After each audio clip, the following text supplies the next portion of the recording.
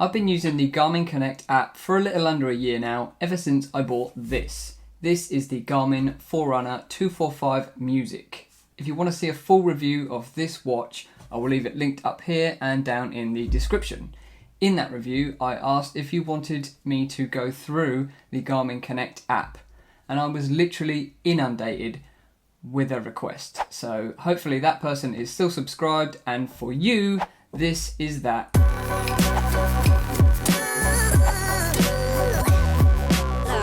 When you launch the app, the first thing you're going to see is 5 tabs. The first one being the My Day tab. At the top of the My Day tab, you're going to see your latest activity. So for me, this morning I went for a long run, and that's what's appeared directly at the top of the My Day tab. If I scroll down, there are a few other things here. You can see your training status. That's a summary of the last 7 days. You can see your current heart rate that's being fed directly from the watch to the app. The next thing is body battery. This is something that's reasonably new to Garmin devices, and it measures a mixture of how much energy you've used throughout the day against how much energy you've replenished through sleep tracking. Then you've got stress. You can see here it's split into 4 different sections. Then you've got your intensity minutes, your steps, your calories, and your respiration. For the first section of the My Day tab, you can actually collapse these down into a summary. So if you tap this little collapse button here, you'll see that it gives you all of the same information but in a collapsed version. So if you want a really quick snapshot of how your day looks, then that's the way to do it. Maybe if you want to post it to Instagram or something like that. You can also add an activity manually with the activity button here. You can add your weight if there's been a change. Maybe you weigh yourself once a week or something like that. And add hydration throughout the day. You'll then get a summary of yesterday. This is automatically collapsed into a similar summary to the one I just collapsed above. And that'll give you again your heart rate, body battery, stress, steps, calories. It will include your sleep from the previous night. So if you want to check your sleep in the morning, just scroll down to here and you can go into the sleep section. So you can see 6 hours 48 minutes sleep that I got last night, and your respiration. And then finally at the bottom of the page you're going to get the last 7 days. So again, a condensed summary of the last 7 days, activities and the other measures coming directly from the watch. Right at the bottom is this edit button. You can actually reorder the items on the My Day page as well as delete some. You can also turn off the yesterday and 7-day summaries in this menu too. Go back up to the top. Each one of these items is interactive. So if I tap on my running activity from this morning, it'll take me into all the stats for that activity. So here you can see the date and time that I did the run, as well as the overall time, the distance, and the calories burned. You can see the average pace and the elevation gain overall, a map of the run including the weather, and the device that actually tracked the run in the first place. So you can see here, Forerunner 245 Music. So that's this here. If you want to see some more detailed stats, you can swipe to the right and that'll give you some more detailed information on that particular activity. So here we can see average pace, average moving pace, best pace. You've got some different metrics for the different speeds, timings. So if you've had to pause your run, you'll be able to see your overall time versus your actual moving time. You can see average and max heart rate. You can see your training effect, so aerobic and anaerobic. And there's a metric here, exercise load. I'm not really sure what that is, but clearly I haven't got it measured, so it's maybe something that's not featured on this device. Let me know down in the comments if you know what that is and why I haven't got a measure for it. You also get your running dynamics, so you can see your cadence and your stride length. Elevation gain, this will be taken from the GPS. There's no barometer on this particular watch, so I'm told. As well as some nutrition and hydration information, although that's going to be based on some of the stuff that you enter. I personally don't enter my hydration information, so it's not going to show up here, but I could go and add it after the fact. Scroll back to the top. You've got a few options across the top. You can like your own run if you really want to. Why wouldn't you? I guess. Why would you? I don't know. I don't normally, but there you go. If you want to make a particular comment about this run, if it's a training run, you wanted to note something particular, you did a different route, something like that, you were injured, you can make a note of it in here. You can add a photo to the run if you want to share that. Currently this isn't a shared run, I don't share my runs with anyone, but if I wanted to I could add a photo. and of course the share button, which will allow you to take it out to other services. If we swipe to the right again, this is going to give you your lap pace. So for every kilometre that I run, it's going to give me the time for that particular kilometre and the average. So you can see here I did an 18k run, and you can see my average pace is down the side here, as well as the time each of those Ks took. When you're on this page, you can see at the bottom it's telling you that there's some more information. So if we turn it sideways, then you get some additional information per K. So you get your elevation per K, you get your average moving pace, your best pace, heart rate, cadence, stride length and calories, all individually per K that you run, just by turning it sideways. And then if you swipe right again, this is where you get the individual graphs for each of those metrics. So you can see we've got one here for pace, heart rate, performance condition, training effect. You've got two graphs, one for aerobic and one for anaerobic. You've got your cadence, elevation, and how much time you spent in each heart rate zone. Now the good thing about all of these is you can dig into these even further. So if I hit pace, it's going to go landscape again, and I'm going to get some additional information. Apart from a better view, I can hold down and scan the stats on each of these peaks and troughs. Shows me my average line across the middle. And I can add in some overlays. So I can put the elevation in here. So for pace, I can see that my pace dropped off here for some reason. Well, the reason is because I was climbing a massive hill. Then it steadies out. Then you can see that as the elevation starts to go down, my pace begins to quicken and then levels out as the elevation levels out. So that's quite useful. You can add heart rate over that. You can see how hard you're working as you're trying to maintain your pace. You can see your cadence across that pace, and you can see the performance condition. I say you can see your performance condition. You can just about see your performance condition because it's in grey. That said, you can actually swap these colours over. So if you hit that square there, you can get the opposite, so it's easier to read. So if you are struggling to read any of the metrics, you can flip them around so that you can see them more clearly. So if you want elevation to be more clear than the pace, then you can flip them around and you can flip them back. So that's quite useful. So we close that one. You get these with all of the metrics. So if I hit heart rate, again, I'm going to be able to go into landscape mode and get some more detail on that. So I can overlay my pace, elevation, cadence, and performance condition. And again, I can swap the colors over. Training effect works slightly different. If you tap on either of these, it's going to give you the same information. It's for your aerobic. So it's going to tell me that I'm overreaching, give you a score and give you an explanation. And then it's going to do the same for anaerobic, and that's the same regardless of which one of these you tap. It's going to go into the same screen. You can do the same thing on cadence. So again, it's going to go into landscape and you can overlay each of your metrics over the top. Elevation and time in the heart rate zones. And for the time in the heart rate zones, it's going to give you the same graph, but you're going to be able to read it easier because, of course, it's bigger. So whilst you can tap into these metrics individually and go landscape and get some more information, you can actually turn the phone in landscape and get the summaries bigger in the first place. Then from there, you can tap in and get them with the additional overlays. So it's quite useful. So that's all the metrics that you get on an individual activity page. So if we go back to the home page for the My Day tab and we tap on training status, this will give you your VO2 max and your 7-day training load, as well as tell you whether you're productive or maintaining or losing or overreaching.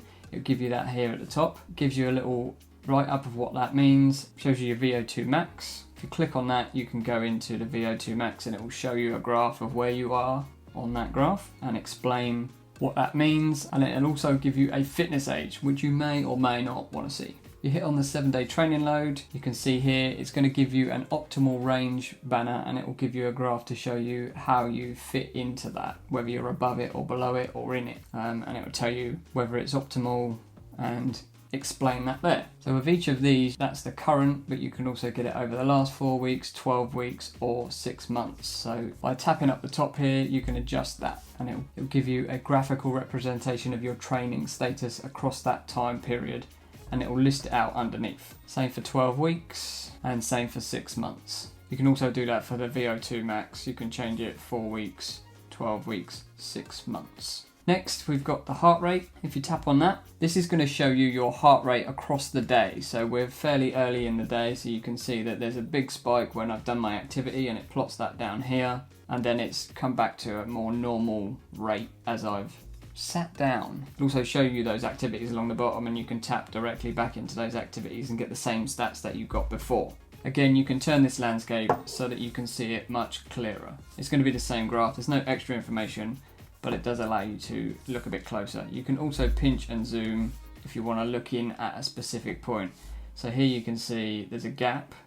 I took my watch off when I had a shower. Next, let's take a look at body battery. So body battery is out of 100. So the theory is that once you've woken up from a good night's sleep, you're going to have 100% body battery. Then you're going to do some stuff during the day, maybe an activity, maybe not, and it's going to drain over the course of the day. So if it's an hour into your day and your body battery is really low, then you're probably not very well rested. It'll also show you that on a graph, which again, if you turn landscape, you're going to be able to see that more clearly, and you're going to be able to zoom in and out. It'll also pinpoint those activities on that graph. You can flick between the days on these as well. By swiping or using the little arrows, you can see how your days compare to your current day. If you tap into stress, you're going to be able to see an overall chart of your stress across the day. Again, you're going to get a graph showing your various stress levels as well as activities pinpointed on that, and you can zoom in and see that bigger should you wish. Intensity minutes, you can set a target. So if you've got a particular amount of minutes that you actually want to hit, you can change that target and it will show you your activities across the week. When you actually hit these targets, you get a little green check mark in the corner of each of these widgets, and if you do it more than once, then you get ×2 if you're into that kind of thing. Same thing with steps. Anything that's got a target to be met has a little area for a green check mark. So you can see here, yesterday I've got 2 empty check marks. I didn't hit my steps and I didn't hit my sleep target, but you can see today already I've hit my intensity and I've hit my steps. Steps, again, you can set these targets in the settings. I just left mine to default, and I think the steps changes over time. Sometimes I seem to hit it earlier than others. I'm not a big step counter. If you're a step person, this will be for you. You can get a graph of your steps and it will show you your distance as well. You can actually edit your goal for that in here. If you hit the edit goal button, you can change the steps here. Mine's on auto goal, so it obviously works out day to day how many steps it thinks I should be doing. Sometimes it seems to hit at around 9,000, other times it's kind of 12,000. I guess it's trying to predict whether I'm going to run or not. So I leave it on auto, but again, like I said, I'm not particularly interested in steps, but if you are, then you can change it here. Calories. If you tap on calories, it's just going to give you a total and active versus resting. And again, you can flick through the particular days just by swiping left and right. Respiration rate, I'm not too sure how that works, if I'm honest, but you can see a graph here of your respiration rate as well as a 7-day and a 4-week graph, and it will show you across each day sleep and awake. So if you're into that kind of thing, then you can check it out there. If you wanted to add an activity manually because you've done some activity that you either didn't have your watch on for, or for some reason you've lost it, or you was wearing some other kind of device or you forgot it or something, hit activity, then you have to put everything in manually. So give it a name, if there's anything you want to say about it, what type of activity it was, the date, time of day, etc, etc. You can add some additional metrics. So if, for instance, you was using a different device, you could actually enter all of that stuff into this app. Same thing for weight. If you want to manually add your weight, you can just enter that here and keep track of it. And same thing for hydration. You can add 250 milliliters of water at a time and save that. If you want to edit any of the things in this view, then you can use the edit my day button at the bottom, but you can also swipe things. So for instance here, I've added this hydration, 250 ml. If I don't want to see that, I can always hide the hydration tab. Then if I want to get it back, I could come back into edit my day and I can add it in the bottom here. For the yesterday and the last 7-day summaries, if you tap into any of these items, it will take you into the same place that it would in the top summary. So if I hit body battery, it will show me the body battery for yesterday. So that's pretty much it for the My Day tab. The next tab along is the Challenges tab. So the Garmin Connect app has actually had an update since I made my last video, and the Challenges tab is one of the areas they've made some changes, which I think is actually something that's been needed for a while, and is one of the reasons that I always preferred the Nike Run Club app. That's right, Nike. A lot of people commented on my last video that they'd never heard anyone say Nike. I think that's a British thing. I'm sure it's wrong, but you know, sue me. So one of the things missing from the challenges in the Garmin app previously was that there wasn't anything other than steps challenges. So like I said before, I'm not particularly interested in monitoring how many steps that I do, but I do like to compete in running challenges. And that's one of the things they've added. So you can now join a badge challenge. So the one I joined was the July Major Miles Challenge. So if we tap into that, we can see here, the idea of this challenge is to do 100 miles in July. So you can see, join this challenge and record 100 miles of running activities in July. It's limited time. It tells you where you're at once you're in that challenge. So you can see I've done 83 of 161 Ks because that's how I measure my running, even though it's a 100-mile challenge. There's 15 days left. Then they're going to give you 4 points on your overall profile. You can create your own challenges on here, but only amongst your connections. So challenges is an area which I think probably this app might grow. Also in this tab is connections. This is where you'd see your connections. So if you had anyone that you was following in the app, they would appear in here. I don't have any, so that's why it's blank. So that's everything in the challenges tab. The next tab is the calendar tab. Here, surprise, surprise, you're going to see a calendar, but this is to show you your activity. And the good thing about this is that you can filter the calendar based on what you want to see. So at the minute, all these green lines are activities that I've done, and these are actually running activities. So if I click on the three-dot menu at the top, I can see filter calendar. So if I hit that, this is what I can add to the calendar. So if I want to go crazy, I could just add everything. When I go back into the calendar, it's going to be filled with all kinds of stuff. For me personally, I normally just have it filtered to running, and then I can see how often I've run to see if I'm kind of on track for how often I want to run. But if you were particularly interested in seeing every time that you weighed yourself, you could see that on here as well. So I'm just going to leave mine on activities. And then when you go through, you can swipe through the months and you can see how often you ran. So the calendar is quite useful if you want to go back in time to find a particular run, say you did a race or something like that, you could go and find it on the calendar. And that's the calendar. Pretty simple, really. Next one is the newsfeed tab. The newsfeed tab kind of makes it sound like there's going to be loads of stuff coming at you from Garmin. It's actually kind of strange. It takes you into partly your profile, partly where your achievements are, and just a list of your activity that you can scroll through. So if you're looking for a particular activity that you've done, if you don't want to go through the calendar, you can just scroll through this list and it'll keep refreshing. So if you click on your badges, this is where you'll be able to see all of the different badges that you have earned, and then you can see badges that are still to be earned. So if you were a particular badge collector, you could come in here and see what is it that you need to do in order to collect some of these nice looking badges. I mean, there is a ton of badges in here. So this newsfeed tab is kind of funny because if you hit the long run here, it will take you into the actual activity page and you can look at the activity the same way as you would from the home page. If you click anywhere else, it will take you into this other page here. Then you've got the stats tab. So the stats tab is going to give you a rolling year of activity. So here it's giving me the last year in kilometers of running. You can't tap into that, make it any bigger, but you can just get a flavour of how your running's been going. So you can see I've been increasing since the start of the year, my running. It also gives you some personal records. So most number of steps you've ever done in a day, most in a week, most you've done in a month, how many days you've hit all your goals in a row, and then some of your running records here. So you can see fastest K, fastest mile, fastest 5K, fastest 10K, fastest half marathon, and the furthest distance. And you can actually get your lifetime totals. You can see how many steps you've taken.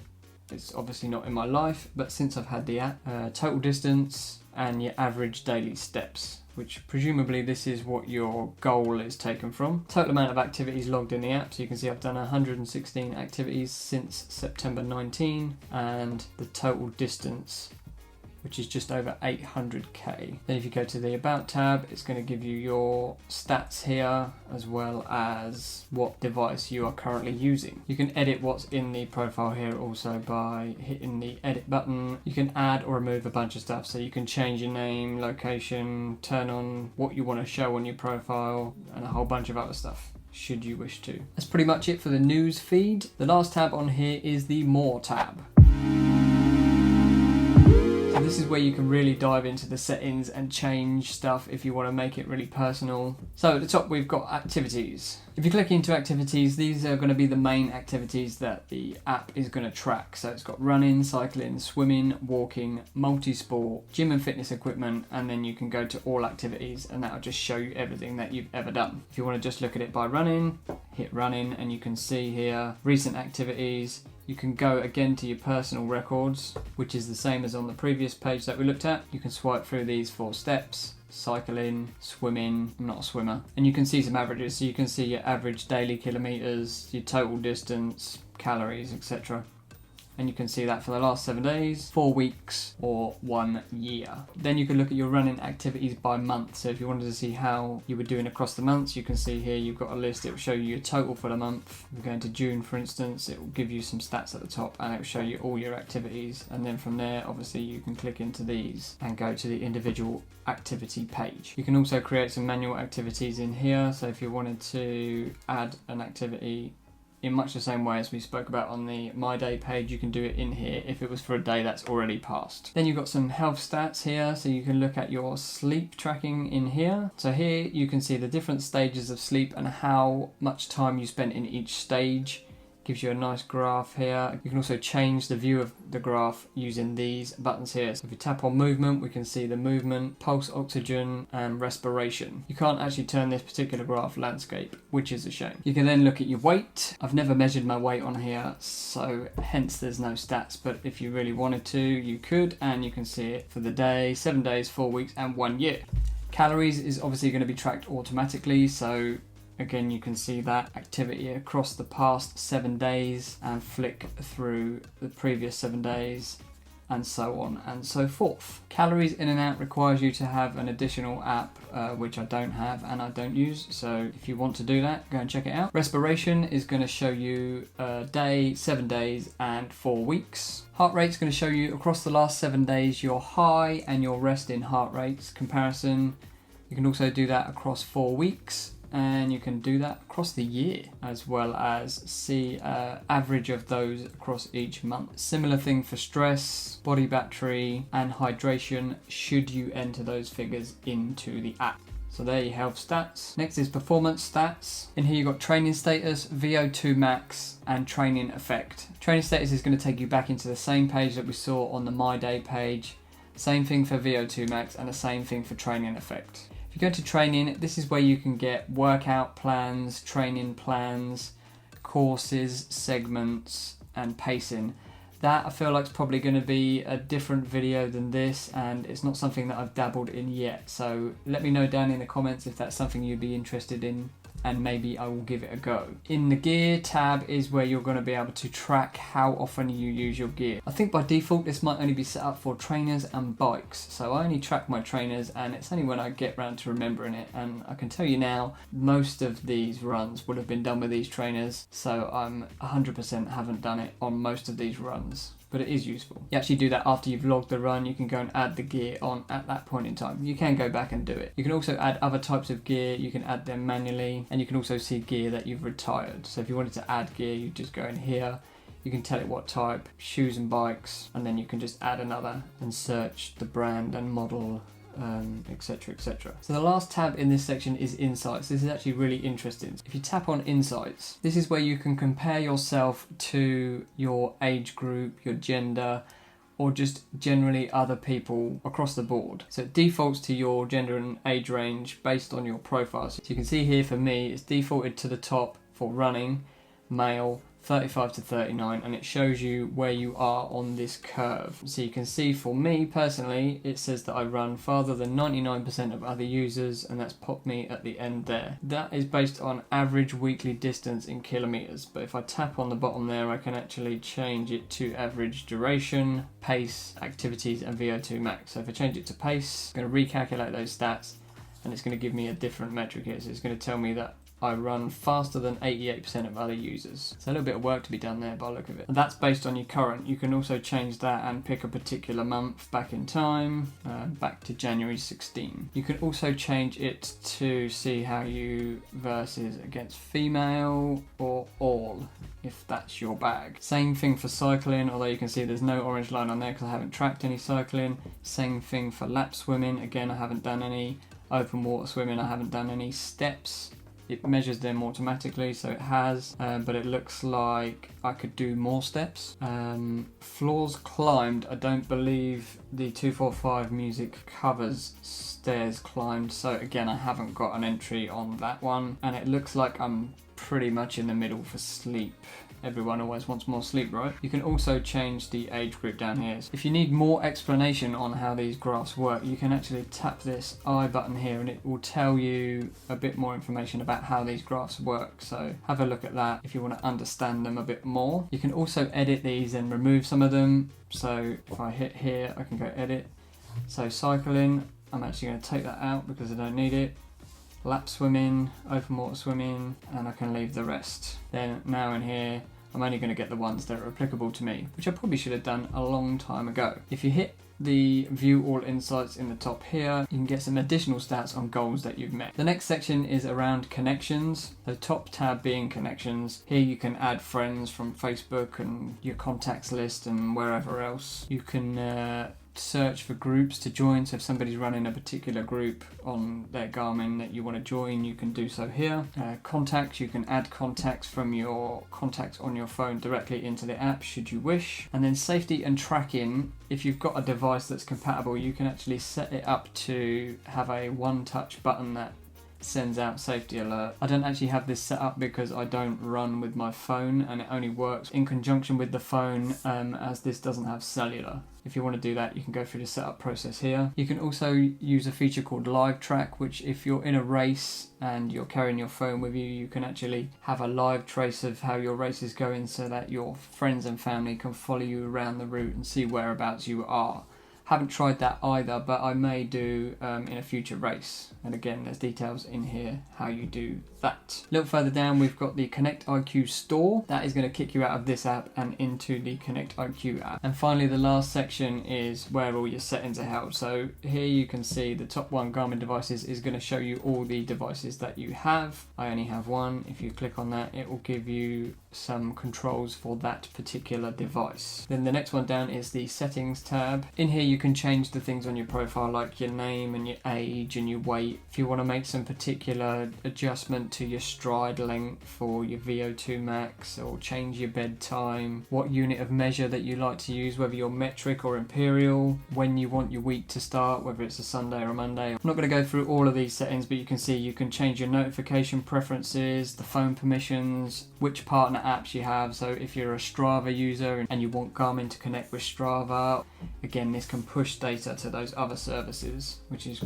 convenient. And then there's a bunch of legal terms and conditions that if you're really not getting enough sleep, then you dive into here. That's going to help you get some sleep. At the very bottom there is a help section, so if you need some particular help with your device or the app, then you can come in here and get some product support. And below that there is some information on the activity tracking accuracy. So again, if you want to know exactly how things are calculated, then there's a little bit more information there that you can read. And that's pretty much everything. If you think I've left anything out or you would like to know more about a particular feature, then hit me up in the comments below. I will do my best to answer it if I know the answer. If not, I can have a look into it. If you like this video, then let me know by giving me a thumbs up. If you want more of this type of content, then hit that subscribe button. While you're there, why not hit the bell? Otherwise, that's it for this one.